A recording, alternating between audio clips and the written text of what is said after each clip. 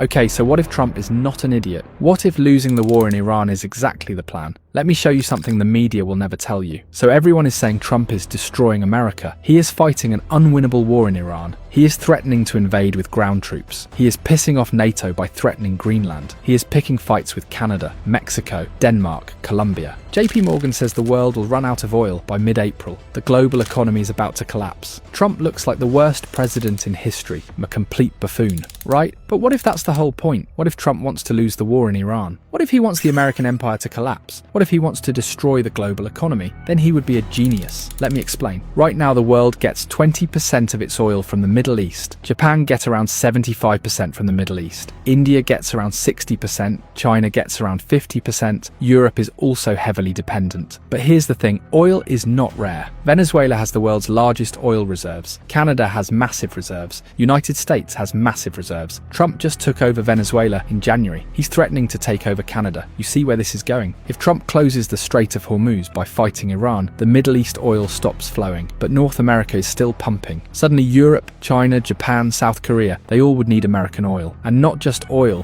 fertilizer too. The nitrogen for food production also comes from the Middle East. If that's cut off, where do they turn? There are only two options, North America and Russia. Trump is making the entire world dependent on the resources he controls. Now here is the genius part. Who owns the most US debt? Who's financing America's $39 trillion?